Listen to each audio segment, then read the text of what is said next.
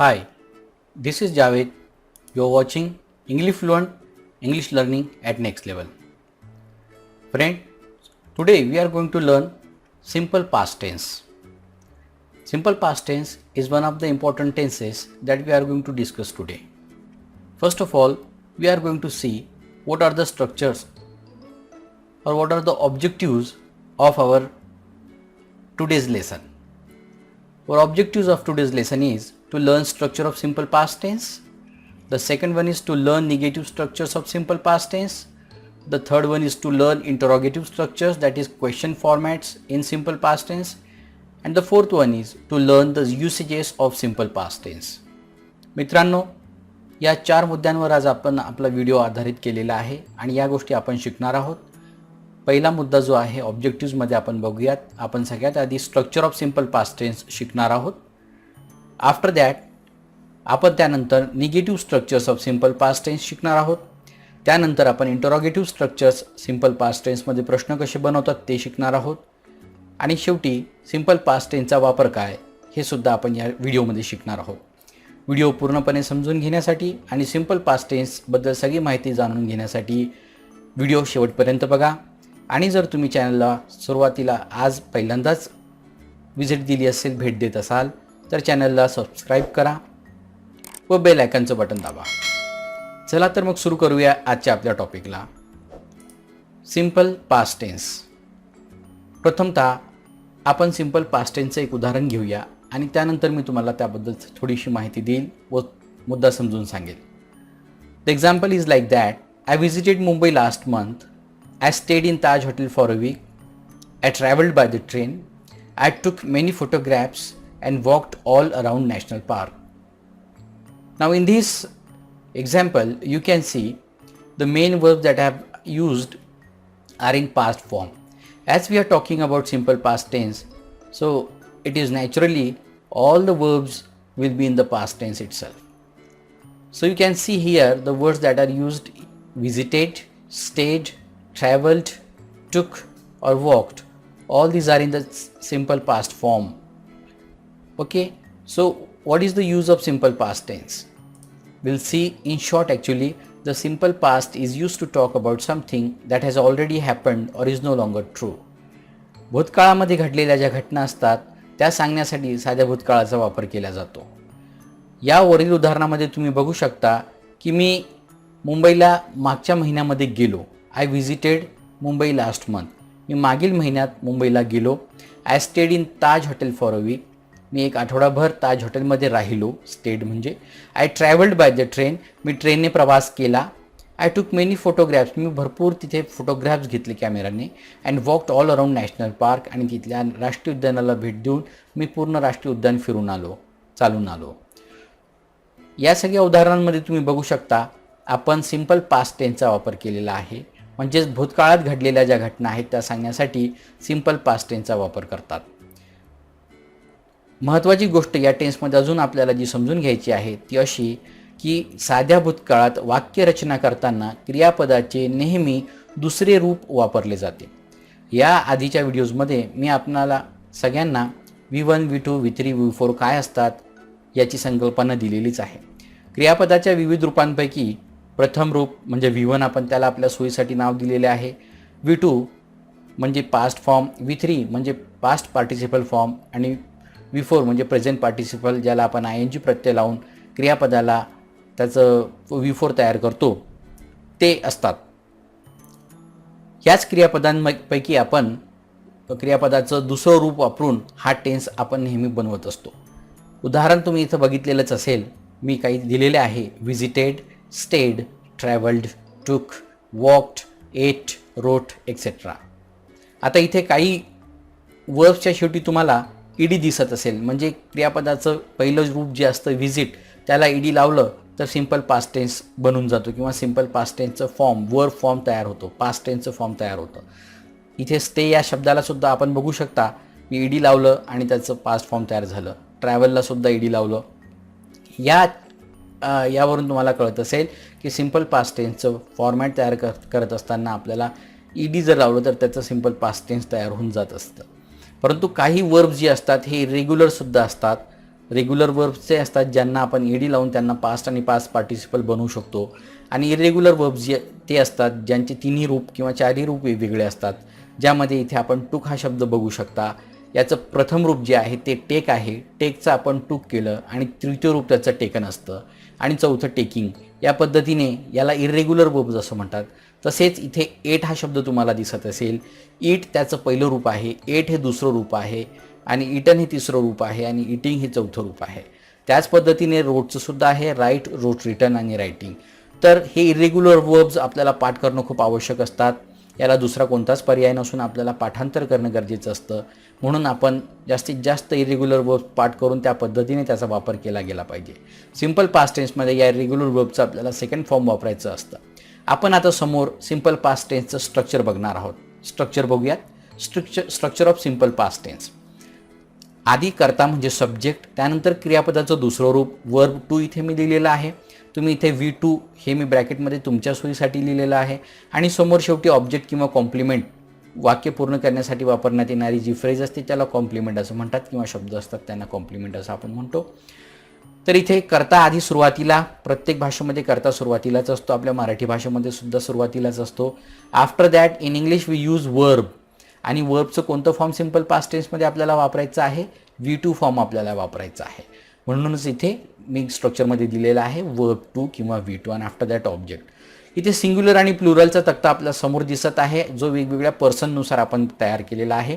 First person, second person, third person याची संकल्पना आधी आपण समजून घेतलेली आहे, परंतु एक शॉर्टमध्ये तुम्हाला माहिती सांगतो. फर्स्ट पर्सन म्हणजे प्रथम पुरुष, म्हणजे ज्या वेळेला मी बोलत आहे, आता तुमच्यासोबत उदाहरण जर मी घेतलं, मी तुमच्यासोबत आता बोलत आहे, तर अशा वेळेला मी झालो प्रथम पुरुष. आणि जर आम्ही 2-3 जण इथं बसून बोलत तुमच्यासोबत असू, तर त्यावेळेला वी होऊन जाईल, म्हणजे आम्ही म्हणजे प्रथम पुरुष असूनच त्याचं प्लुरल म्हणजे अनेक वचन झालं, आम्ही तुम्हाला शिकवत आहोत असं जर मी म्हटलं तर वी होऊन जाईल. तसंच सेकंड पर्सन म्हणजे तुम्ही, आता तुम्ही ऐकत आहात, जो ऐकणारा व्यक्ती असतो त्याला आपण सेकंड पर्सन असं म्हणतो. आता तुम्ही ऐकत आहात म्हणजे तुम्ही सेकंड पर्सन झाले. तुम्ही एक असाल तर यू वर्कड म्हणजे यू होऊन जाईल, तू होऊन जाईल, आणि अनेक असाल तर प्लुरल म्हणजे तुम्ही होऊन जाईल. इंग्लिशमध्ये यू, तू आणि तुम्ही दोघांसाठी एकच शब्द यू हा वापरला जातो, हे लक्षात असू द्या. आफ्टर दॅट थर्ड पर्सन, प्रथम पुरुष आणि द्वितीय पुरुष, मी आणि तुम्ही, आपण जेव्हा आपण बोलत असू आणि आपण दोघं एखाद्या तिसऱ्या गोष्टीबद्दल, वस्तूबद्दल, व्यक्तीबद्दल, भावनेबद्दल किंवा काहीही गोष्ट असेल आपल्याला सोडून, दोघांना बोलणारा आणि ऐकणारा यांना सोडून जितक्या काही गोष्टी असतात त्या थर्ड पर्सनमध्ये येतात. जर ती एक असेल तर त्याला आपण एकवचन सिंग्युलर असं म्हणूया, आणि ती अनेक असेल तर आपण त्याला प्लुरल म्हणूया. आता त्यासाठी आपण काही प्रोनाउन्स वापरत असतो. जर एखादा व्यक्ती असेल तर आपण ही त्यासाठी वापरत असतो. एखादी व्यक्ती मुलगी असेल तर त्यासाठी शी वापरतो. एखादी वस्तू असेल, इनॅनिमेट निर्जीव वस्तू असेल त्याच्यासाठी इट वापरतो. किंवा एखाद्या व्यक्तीचं नाव, इमोशन्सचं नाव, एखाद्या कोणतीही वस्तू असेल त्याचं नाव आपण इथे घेऊ शकतो, ते सुद्धा थर्ड पर्सनमध्ये येईल जर एक असेल तर. त्याला सिंग्युलर थर्ड पर्सन सिंग्युलर असं म्हणतात. आणि प्लुरल म्हणजे थर्ड पर्सन प्लुरल म्हणजे जर ते अनेक वस्तू असतील, बोलणारा आणि ऐकणारा यांना सोडून, आय, वी, यू यांना सोडून जितक्या काही प्लुरल गोष्ट असतील, अनेक वचनी गोष्टी असतील, त्यांना आपण थर्ड पर्सन प्लुरलमध्ये गणतो. म्हणून वाक्य इथे होतं दे वर्कड, म्हणजे द बॉयज किंवा द बॉयज वर्क म्हणजे त्या मुलांनी काम केले. आता इथे फर्स्ट पर्सनचा आपण अर्थ समजून घेऊया. आय वर्कड सिंग्युलरचा सिंपल पास्ट टेन्सचा अर्थ समजणार आहोत आपण इथे. आय वर्कड म्हणजे मराठीमध्ये मी काम केले. वी वर्कड मी जर म्हटलं तर आम्ही काम केले. आता भूतकाळात घडलेल्या घटना आहेत म्हणून आपण म्हणत आहोत केले, ठीक आहे. त्यानंतर सेकंड पर्सन आहे यू वर्कड म्हणजे तू काम केले. प्लुरल आहे यू वर्कड म्हणजे तुम्ही काम केले.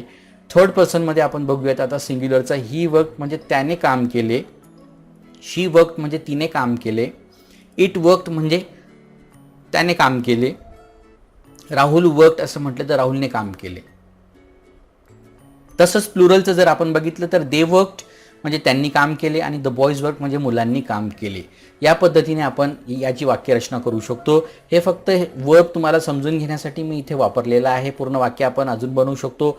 I worked in the garden मी असं सुद्धा वाक्य म्हणू शकत असतो. I worked in the office असं मी वाक्य तयार करू शकतो. हे तुमच्या समजण्यासाठी मी इथे फक्त वर्ब वापरलेलं आहे, ठीक आहे.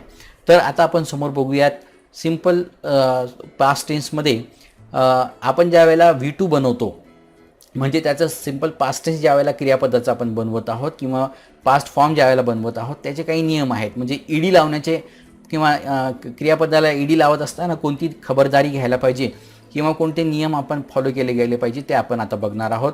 तर त्यामध्ये सगळ्यात आधी तुम्हाला दिसत असतील इथे बघा, rules of forming past form आणि ब्रॅकेटमध्ये ईडी ऑफ द वर्ब्स असं मी लिहिलेलं आहे. म्हणजे क्रियापदांना ईडी कशा पद्धतीने आपल्याला लावायचं आहे जेणेकरून आपली स्पेलिंग चुकणार नाही क्रियापदांची. दिसलं काही की त्याला आपण ईडी लावू शकत नाहीत तर त्याचे काही नियम आहेत इंग्लिशमध्ये, ते आपल्याला फॉलो करणं गरजेचं आहे. इथे दिलेलं आहे बघा, मी तक्त्यानुसार तुम्हाला समजून सांगत आहे. Verbs ending in a silent E, ज्या क्रियापदांचा शेवट हा ईने होतो परंतु तो कसा आहे सायलेंट, अशांना आपण फक्त डी लावतो. आता इथे मी पहिला शब्द दिलेला आहे आणि त्यानंतर त्याचं कशात रूपांतरण झालेलं आहे ते सुद्धा दिलेलं आहे. इथे तुम्ही बघू शकता क्लोज हा शब्द दिलेला आहे आणि क्लोजच्या शेवटी ई आहे आणि आपण क्लोज जो ई हा जो आहे खूप सायलेंट आहे. It can be pronounce like a only close. Okay, so here we are suppose to add only D to the verb. Okay, so the word will become like this, close closed. तसंच die died. Okay, फक्त D लावला. Phone phoned म्हणजे phone केला. या पद्धतीने आपल्याला D लावायचं आहे फक्त ज्यांचा शेवट ईने होतो. दुसऱ्या उदाहरणामध्ये आता बघूया आपण verbs ending in a vowel plus y, ज्या वर्बचा शेवट हा वायने होतो परंतु त्याच्या आधी वॉवेल आलेलं असेल तर अशा वेळेला आपल्याला वर्बला ईडी लावायचा आहे. म्हणजे प्ले हा शब्द आलेला आहे बघा, इथे शेवट वायने झालेला आहे आणि त्याच्या आधी ए आलेला आहे. हा इथे तुम्हाला ए दिसत असेल तर ए आल्यामुळे वॉवेल आल्यामुळे त्याला ईडी लावलेला आहे. वॉवेल तुम्हाला माहीतच असतील कोणकोणते आहेत, ए ई आय ओ यू हे सगळे वॉवेल साऊंड्स आहेत. तर शेवटी वाय आलेलं असेल आणि त्याआधी वॉवेल आलेलं असेल तर आपल्याला ईडी लावायचं आहे. तसंच डिस्ट्रॉय हा शब्द आहे त्याला बघा आपण ईडी लावलेला आहे. शेवटी वाय आणि त्याच्या आधी ओ हा वॉवेल आलेला असल्यामुळे आपण ईडी लावलेला आहे. तसेच थर्ड जो रूल आहे तो बघूयात काय आहे. Verbs ending in a consonant plus y, ज्या क्रियापदांचा शेवट हा वायने होतो परंतु त्यांच्या शेवटी त्याच्या आधी कॉन्सोनंट आलेलं असेल तर काय करायचं. आता इथे बघूयात आपण, वाय शेवटी आलेला आहे आणि त्याच्या आधी कॉन्सोनंट आलेला आहे म्हणजे व्यंजन आलेलं आहे. ए ई आय ओ यू हे वॉवेल सोडून जितके काही अल्फाबेट्समध्ये शब्द आहेत हे सगळे कॉन्सोनंटमध्ये येतात. आता इथे आर हा जो शब्द अक्षर आहे हे साऊंड आहे, र हा कॉन्सोनंट आहे व्यंजन आहे. म्हणून आपण करायचं काय, आता याला ईडी लावत असताना याचा वाय काढून टाकायचा, याचा वायचा लोप होईल आणि त्याच्याऐवजी आय ईडी लावायचा आहे. दुसऱ्या उदाहरणामध्ये बघा, कॅरी लिहिलेला आहे, वाय शेवटी आहे, र साऊंड पुन्हा आलेला आहे, वाय काढून टाकला आपण आणि शेवटी झालं आय ई डी म्हणजे कॅरीड. तसंच स्टडी आहे, शेवटी वाय आहे आणि आधी व्यंजन आहे म्हणजे कॉन्सोनंट आहे म्हणून वाय निघून गेला आणि शेवटी राहिला आय ई डी असं केलं म्हणजे स्टडीड. असा हा झाला तिसरा नियम. चौथा नियम आहे, बाकी सगळ्यांसाठी आपण अदर फॉर्म्समध्ये नेहमी ईडीच वापरतो. जसं विजिट आहे तर विजिटला ईडी लावलं विजिटेड झालं, मिस आहे तर मिसला ईडी लावलं मिस झालं, वॉच आहे वॉच्ड झालं, फिनिश आहे फिनिश्ड झालं, फिक्स आहे फिक्स्ड झालं, बज आहे तर बज्ड झालं. अशा पद्धतीने हे फॉर्म्स आपल्याला बनवायचे असतात. काही स्पेशल रूल्स आता आपण समोर बघणार आहोत, ते सुद्धा महत्त्वाचे आहेत. वर्ब्सला ईडी लावण्यासंबंधीचे ते आता आपण बघणार आहोत. Follow these rules when there is a consonant after a vowel. हे नियम आता आपल्याला फॉलो करायचे आहेत. जर कॉन्सोनंट आफ्टर अ वॉवेल शेवटी जर कॉन्सोनंट असेल आणि त्याच्या आधी वॉवेल असेल तर काय करायचं आहे बघूया. If there is a consonant after a stressed vowel at the end of the word, double the consonant. शेवटी जर वॉवेल आहे परंतु त्याच्या आधी शेवटी जर कॉन्सोनंट आहे आणि त्याच्या आधी जर वॉवेल असेल परंतु तो स्ट्रेस्ड असेल, अशा वेळेला आपल्याला हा जो कॉन्सोनंट असतो याला डबल करायचा आणि ईडी लावायचा आहे. आता स्ट्रेस म्हणजे काय, म्हणजे ज्याच्यावर भर दिल्या जातं. आता इथे बघा स्टॉप म्हणजे ओ हा जो वर्ड आहे, हे जे वॉवेल आहे याच्यावर भर दिल्या जात आहे म्हणून आपण याचं ईडी लावत असताना काय करायचं आहे तर डबल पी करायचं आणि त्याला ईडी लावायचं आहे. म्हणून बघा स्टॉप्ड असं झालं.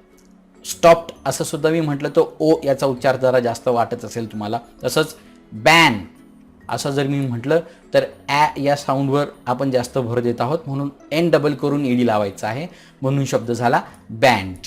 या पद्धतीने क्रियापदाला आपल्याला ते ईडी लावायचा आहे. After that if the vowel is not stressed we do not double it.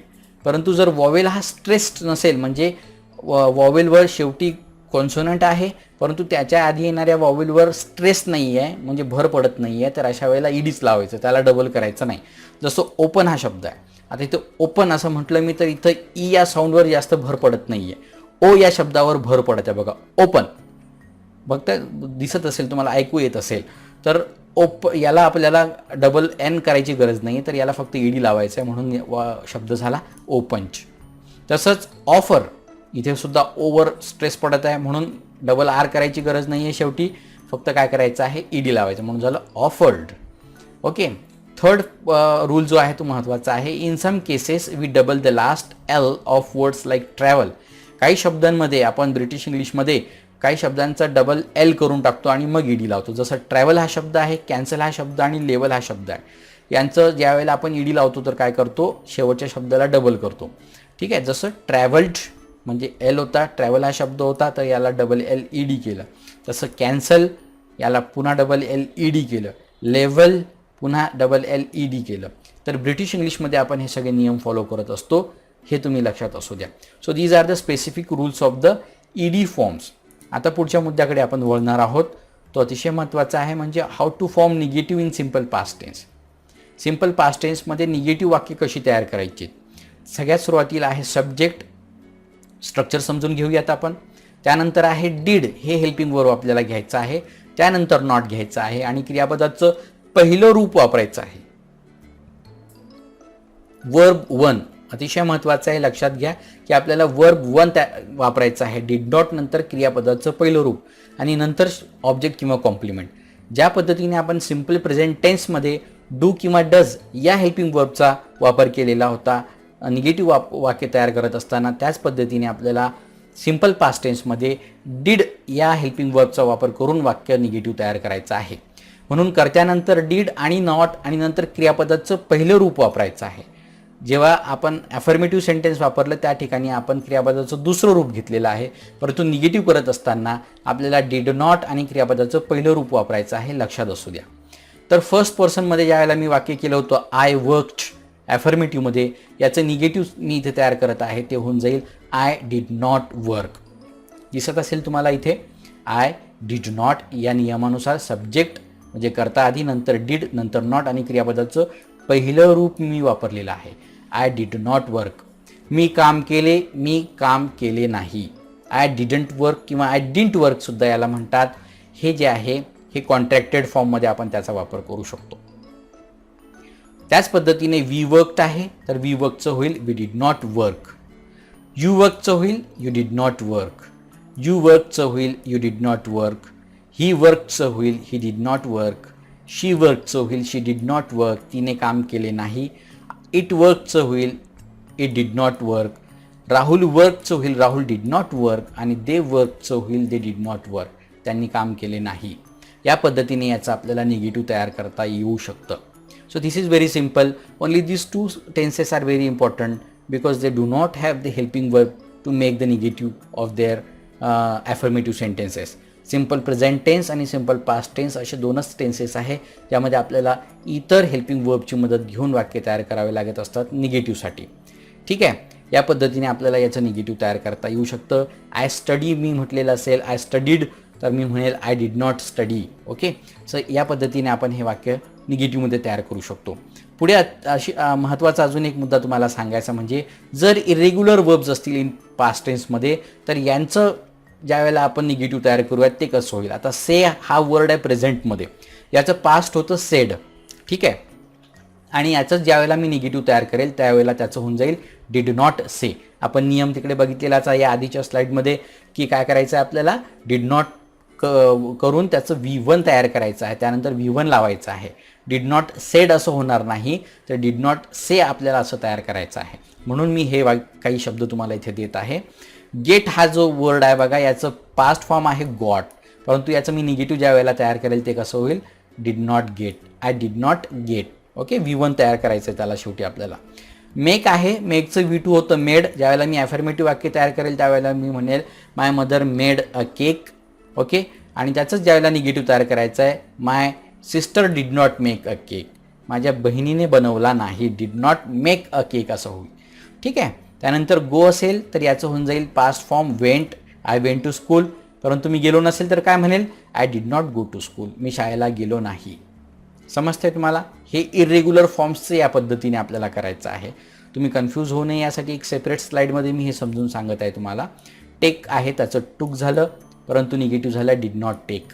C आहे V2 होतं सॉ, डिड नॉट सी. कम असेल त्याचं V2 आहे केम, परंतु निगेटिव्ह होईल डिड नॉट कम. राईट आहे त्याचं V2 होईल रोट, परंतु निगेटिव्ह होईल डिड नॉट राईट. आणि इट असेल त्याचं V2 होऊन जाईल एट, डिड नॉट इट त्याचं निगेटिव्ह होईल. आपल्याला स्पर्धा परीक्षांमध्ये, स्कॉलरशिपच्या परीक्षांमध्ये याच पद्धतीच्या प्रश्न विचारून आपल्याला कन्फ्यूज केलं जातं आणि इथेच आपल्याला स्पॉट द एरर वगैरे टाईपचे क्वेश्चन्स विचारले जातात. तर आपण ही एरर जी आहे ती ओळखता आली पाहिजे आपल्याला सिम्पल पास्ट टेन्समध्ये. कधी कधी डिड नॉट देऊन ते आपल्याला सिम्पल पास्ट फॉर्मच इथे आपल्याला समोर देतात. आता आपल्या नजर चुकीने आपण काय समजतो, डिड नॉट तर आहे म्हणजे सिम्पल पास्ट टेन्स आहे आणि सरांनी तर सांगितलं होतं की V2 वापरायचं आणि तिथे डिड नॉट सेड असं लिहिलेलं असतं, तर ती चूक असते. तर समजून घ्यायचं आपल्याला डिड नॉट नंतर नेहमी क्रियापदाचं V1 लागतं, म्हणून ती चूक आपण दुरुस्त करून घ्यायला पाहिजे. आपल्याला चांगले मार्क भेटू शकतात आणि इंग्रजीमध्ये सुद्धा आपल्याला योग्य ती आपल्याला इंग्रजी बोलता येऊ शकते. ठीक आहे. हे झालं इरेग्युलर वर्ब्सबद्दल. आता आपण समोर बघणार आहोत how to form question in simple past tense. Simple past टेन्समध्ये क्वेश्चन कशी तयार करायची. निगेटिव्ह तर बघितले, आता आपण क्वेश्चन बघणार आहोत. डीड सुरुवातीला घ्यायचं आहे, हेल्पिंग वर्ब डीड पहिले घ्यायचं आहे, त्यानंतर सब्जेक्ट घ्यायचं आहे. आता इथे पुन्हा क्रियापदाचं पहिलंच रूप येणार आहे, नंतर ऑब्जेक्ट कॉम्प्लिमेंट आणि शेवटी क्वेश्चन मार्क. फर्स्ट पर्सनच्या अफर्मेटिव्ह सेंटेन्स आपण बघितलेलं होतं. आय वर्कड हे आपण बघितलेलं होतं, मी काम केले. याचा आपण क्वेश्चन तयार करणार आहोत. बघा सुरुवातीला डीड वापरलेलं आहे, त्यानंतर आय आलेलं आहे आणि क्रियापदाचं पहिलं रूप डीड आय वर्क. याचाच जर निगेटिव्ह क्वेश्चन्स तयार करायचा असेल आपल्याला तर होईल didn't I work. Contracted form वापरून आपण तयार करू शकतो. तसंच वी वर्कड हे आपण ॲफर्मेटिव्ह सेंटेन्स घेतलेलं होतं. आता याचं क्वेश्चन तयार करायचं असेल, वर्बल टाईप क्वेश्चन्स आपण इथं बघत आहोत, तर होईल डीड हे हेल्पिंग वर्ब सुरुवातीला लावून डीड वी वर्क आणि क्वेश्चन मार्क आहे. मी काम केले का, येस आय वर्कड असं मी म्हणू शकतो, किंवा जे काही असेल आम्ही काम केले का, डीड वी वर्क म्हणजे, आणि याचं निगेटिव्ह क्वेश्चन आहे डिडंट वी वर्क. तसंच यू वर्कड हे वाक्य आहे, याचं क्वेश्चन होईल डिड यू वर्क. तू काम केले का, डिडंट यू वर्क. तू काम केले नाही का मला जर म्हणायचं असेल तर. ओके, क्वेश्चन विचारायचं असेल. These are the verbal questions. Okay, verbal questions म्हणजे ज्यांची सुरुवात हेल्पिंग वर्बने होते त्यांना वर्बल क्वेश्चन्स असं म्हणतात आणि ज्यांचं उत्तर येस किंवा नोमध्ये येतं असे हे वर्बल क्वेश्चन्स आहेत मित्रांनो. यू वर्कड आहे, त्यानंतर डिड यू वर्क होतं त्याचं, कारण डीड सुरुवातीला, नंतर सब्जेक्ट आहे जो काही घ्यायचा आहे आपल्याला आणि क्रियापदाचं पहिलं रूप. तसंच त्याचं निगेटिव्ह क्वेश्चन होतं didn't you work. He worked आहे, did he work, didn't he work. She worked आहे, did she work, didn't she work. It worked आहे, did it work, didn't it work. Rahul worked आहे, did Rahul work, didn't Rahul work. They worked आहे, did they work and didn't they work. So this is how you have to make the question of in this tense. Okay, simple past टेन्समध्ये question या पद्धतीने आपण बनवू शकतो. सुरुवातीला did घ्यायचं, verbal type questions. आता आपण बघूया WH टाईप क्वेश्चन्स कसे आपण तयार करू शकतो ते. इथे आहे how to form WH questions in simple past tense. आता आपण बघितलं होतं आधी डीड, नंतर सब्जेक्ट, नंतर क्रियापदाचं पहिलं रूप आणि ऑब्जेक्ट कॉम्प्लिमेंट. आता इथेच काय करायचं आपल्याला, डीडच्या आधी कोणताही WH वर्ड टाकला, जो काही आपल्याला प्रश्न विचारायचा असेल तर त्याचं WH क्वेश्चन तयार होऊन जाईल. इथे बघा डिड यू वर्क आपण तयार केलेलं होतं, त्याच्याच आधी मी काय लावलेलं आहे, इथे मी लिहिलेलं आहे वेअर डिड यू वर्क आणि क्वेश्चन WH तयार झाला. कुठे काम केलं तू, where did you work last year, तू मागील वर्षी कुठे काम केलं. I worked in the so and so company, मी या कंपनीमध्ये काम केलं, मी असं उत्तर देऊ शकतो. तसंच how did they steal the money. बघा पुन्हा वाक्यरचना, हाऊ WH वर्ड आहे, डीड आलं, आता इथे सब्जेक्ट आलं दे. ओके, वर्ब आलं स्टील म्हणजे चोरले आणि ऑब्जेक्ट आलं द मनी. त्यांनी पैसे कसे चोरले, how did they steal the money. भूतकाळात घडलेली घटना आहे आणि प्रश्न विचारलेला आहे. When did he meet you, तो तुला केव्हा भेटला. व्हेन WH वर्ड आहे, नंतर डीड आहे, नंतर सब्जेक्ट आहे, नंतर क्रियापदाचं पहिलं रूप आहे आणि नंतर ऑब्जेक्ट आहे. Why didn't you complete your homework, तू तुझा होमवर्क पूर्ण का केला नाही. म्हणजे आता इथे निगेटिव्ह क्वेश्चन विचारलेला आहे बघा. व्हाय झाला पहिला WH वर्ड, डिडंट इथं डिड आहे, डिडंट आलं निगेटिव्ह आहे म्हणून. यू सब्जेक्ट आहे, कम्प्लीट युअर होमवर्क, तुमचे शिक्षक तुम्हाला विचारू शकतात. Why didn't you complete your homework, तुम्ही तुझा होमवर्क पूर्ण का केला नाही काल, म्हणून हा प्रश्न विचारलेला आहे. What did you write in your paper, काय लिहिले तू तुझ्या पेपरमध्ये. When did he buy that car, त्याने ती कार केव्हा विकत घेतली. आणि हू रोड गीतांजली, आता हा एक जो शब्द आहे, हा हू जो शब्द असतो मित्रांनो WH, यामध्ये डीड वापरायचं नसतं. We don't use did with who. Okay, you can directly write who wrote Gitanjali. Gitanjali हे एक कवितेचं नाव आहे.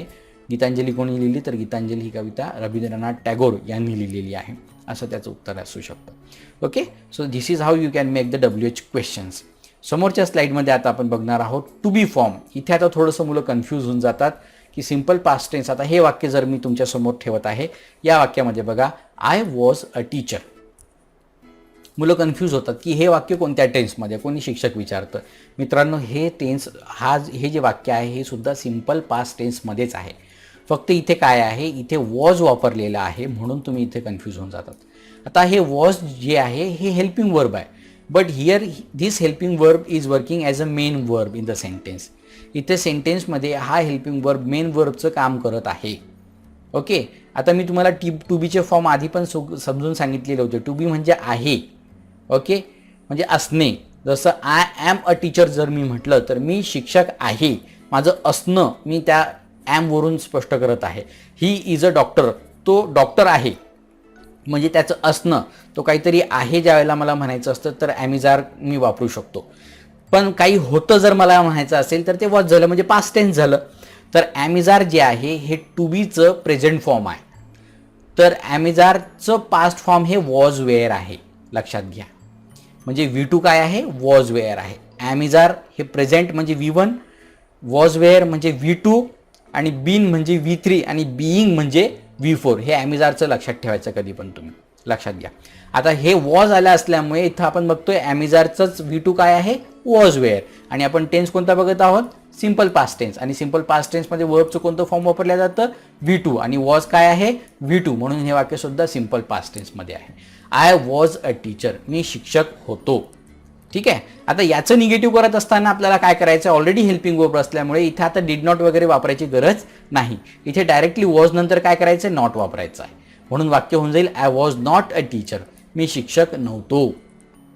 याचं क्वेश्चन तयार करायचं असेल तर आपल्याला आता आधीचे डीडचे वगैरे नियम लक्षात घ्यायची गरज नाही. ऑलरेडी आपल्याजवळ हेल्पिंग वर्ब असल्यामुळे आपण डायरेक्टली हेल्पिंग वर्ब घेत आहोत, डीड न घेता. आता हेल्पिंग वर्ब नव्हतं म्हणून डीड घेतलं. म्हणून क्वेश्चन तयार करत असताना आपल्याला हेल्पिंग वर्बची गरज आहे, वर्बल क्वेश्चन तयार करत असताना. आणि इथे तो असल्यामुळे आपण वॉज डायरेक्टली घेतलेला आहे आणि शब्दांची अदलाबदल केलेली आहे फक्त. बघा इथे वॉज आहे, मी वॉज सुरुवातीला घेतलं, नंतर आयच्या जागेवर आयच्या जागेवर वॉज नेलं, आणि वॉजच्या जागेवर आयला आणलं, आणि वाक्य तयार झालं. Was I a teacher. बघा इथे वॉज आय अ टीचर, आणि शेवटी क्वेश्चन मार्क झाला, वर्बल क्वेश्चन तयार झाला. Okay, this is for to be. To बीचे जो फॉर्म्स आहेत त्यासाठी मी हा नियम तुम्हाला सांगत आहे, कन्फ्यूज व्हायचं नाही. वेअर वॉज आय टीचर, मला जर WH क्वेश्चन तयार करायचं असेल तर त्याच्यासाठी मी फक्त वेअर लावतोय, व्हाय लावू, जे काही WH वर्ड वापरायचं आहे आपल्याला ते आपण वापरू शकतो. तर मी इथे म्हणून एक्झाम्पल म्हणून तुम्हाला दिलेलं आहे वेअर वॉज आय टीचर. तसंच वेअर कुठे वापरतात, तर वी अनेक वचनी करता असेल तर वेअर वापरतात. वी वर फ्रेंड्स, आम्ही मित्र होतो.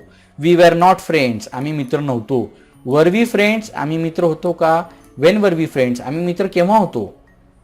असे हे वाक्य सिम्पल पास्ट टेन्सचं टू बी फॉर्मसाठी आपण बघत आहोत. यू वेअर लेट, हे वाक्य तयार केलं बघा आपण ॲफर्मेटिव्हमध्ये, सेकंड पर्सनचं उदाहरण देतोय मी तुम्हाला. यू वेअर नॉट लेट, तू लेट नव्हता.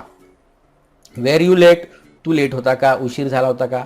व्हाय वर यू लेट, तू लेट का झालास, तुला उशीर का झाला. ओके, या पद्धतीने. He was a doctor, he was not a doctor. Was he a doctor, who was he, तो कोण होता. They were friends, they were not friends. वर दे फ्रेंड्स, ते मित्र होते का. वेअर वेअर दे यस्टरडे, ते काल कुठे होते. ओके, इथं दे हा लहान असला पाहिजे. Okay, so were they yesterday. In this way two बीचे फॉर्म सिम्पल पास्ट टेन्समध्ये आपण या पद्धतीने वापरू शकतो. ठीक आहे. This is the extra information that you are getting. about simple past tense. Okay, now we are going to see the uses of simple past tense. Simple past tense चा वापर कशासाठी होतो ते आपण बघणार आहोत. पहिला यूज सिंपल पास्ट टेन्सचा आहे. We use simple past tense to show something that has already happened. ज्या घटना ऑलरेडी संपलेल्या आहेत त्या सांगण्यासाठी, भूतकाळात झालेल्या आहेत किंवा संपलेल्या आहेत अशा घटना सांगण्यासाठी आपण सिंपल पास्ट टेन्सचा वापर करतो. It emphasises that the action is finished. कशावर भर दिलं जातं की क्रिया ही संपलेली आहे. उदाहरण बघूया आपण. I saw a movie yesterday. मी काल सिनेमा बघितला. म्हणजे काल बघितला, घटना संपली, फिनिश्ड, हॅपन, ऑलरेडी हॅपन. म्हणून मी वाक्य काय केलं, I saw a movie yesterday. क्रियापदाचं दुसरं रूप वापरलं आणि मी वाक्य तयार केलं.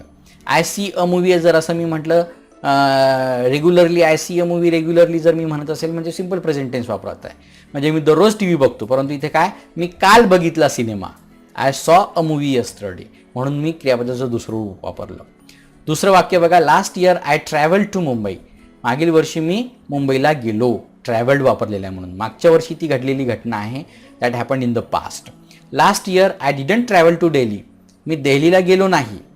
डिडंट ट्रॅव्हल केलेलं आहे बघा, लक्षात घ्या. मी नियम समजून सांगितलेले आहेत तुम्हाला. डिड नॉट नंतर क्रियापदाचं पहिलं रूप वापरायचं आहे. ओके, तर हे वाक्य पास्ट टेन्समध्येच आहे. ज्या घटना घडलेल्या आहेत ऑलरेडी त्या. शी वॉश्ड हर कार. तिने तिची कार धुतली. माय मदर कुक्ड पुलाव यस्टरडे. माझ्या आईने पुलाव बनवला. काल पुलाव बनवला, तयार केला, कुक केला, जो काही असेल तो, म्हणून कुक्ड. ओके, हे सगळं काल घडलेले आहेत. ॲडव्हर्बियल ऑफ टाईम जनरली या टेन्ससोबत वापरतात. Yesterday, last year, last month, okay, the day before वगैरे असले जे ॲडव्हर्बियल ऑफ टाईम असतात ते इथे वापरले जात असतात. दुसरा वापर बघूया आपण. When we use the simple past, we use the simple past to list a series of completed actions in the past. एकामागून एक घटना जर पास्टमध्ये घडलेल्या असतील तर त्या स्पष्ट करण्यासाठी सुद्धा या टेन्सचा वापर करतात. जसं एक्झाम्पल म्हणून बघूया आपण. I woke up in the morning, brushed my teeth, took a bath and went to my yoga class. मी सकाळी उठलो, ब्रश केला, आंघोळ केली, तयार झालो आणि वेंट टू योगा क्लास, आणि माझ्या योगा क्लाससाठी निघून गेलो. ओके, एक सिरीज आहे बघा ॲक्शन्सची, काल घडलेल्या घटनांची. तर अशा घटना सांगण्यासाठी सुद्धा या टेन्सचा वापर करतात. तिसरा वापर बघूया आपण सिंपल पास्ट टेन्सचा. तो आहे the simple past can be use with actions which starts and stops in the past for a specific duration. काही काळापर्यंत घटना सुरू होऊन तिथेच थांबलेल्या असतील तर अशा घटना सांगण्यासाठी या टेन्सचा वापर करतात. जसं I lived in Nagpur for 2 years. मी नागपूरला 2 वर्ष राहिलो. म्हणजे 2 वर्षाचा जो ड्युरेशन आहे, स्पेसिफिक ड्युरेशनमध्ये ती घटना घडलेली होती, तर आणि ती संपलेली सुद्धा आहे. अशा घटनांसाठी सांगण्यासाठी या टेन्सचा वापर करतात. We studied English for 10 years. आम्ही 10 वर्ष इंग्लिश शिकलेलो, पहिलीपासून शिकत आलेलो आहे की नाही, म्हणून आम्ही 10 वर्ष इंग्लिश शिकलो असं मी म्हणतोय, शिकलो. They did not stay at the function the entire time. ते फंक्शनमध्ये थांबले नाही, पूर्ण वेळ थांबले नाही. We talked on the phone for 1 hour. आम्ही 1 तास बोललो, फोनवर आम्ही 1 तास बोललो. तर केलं, गेलो, बोललो, अभ्यास केला, राहिलो, असल्या ज्या काही गोष्टी सांगायच्या असतील त्यासाठी सिंपल पास्ट टेन्सचा वापर करतात. शेवटचा महत्त्वाचा उपयोग म्हणजे the simple past can be use to describe a habit we stop in the past. भूतकाळातल्या सवयीच्या गोष्टी सांगण्यासाठी सुद्धा याचा वापर करतात. It can have the same meaning as use to. याचा मिनिंग यूज टू सारखा होत असतो. आपण एक्झाम्पल्स बघूया. I studied French when I was a child. भूतकाळात सवयीची गोष्ट होती. मी फ्रेंच भाषा शिकलो ज्याला मी लहान होतो. स्टडीड म्हणून वापरलेला आहे. We always enjoyed visiting our friends. मित्रांना भेटणं आम्हाला नेहमी मजेची गोष्ट वाटायची. वी ऑलवेज एन्जॉयड, भूतकाळात होणारी घटना. आणि यूज टूचा सुद्धा इथे एक महत्त्वाचा उपयोग तुम्हाला सांगून देतो. भूतकाळात सवयीच्या गोष्टी सांगण्यासाठी we use to play cricket असं सुद्धा वाक्य बनवतात. ओके, इथे यूज्ड वापरलेलं आहे बघा. ॲक्च्युली हे यूज टू आहे, परंतु पास्ट टेन्समध्येच याला कन्सिडर केलं जातं.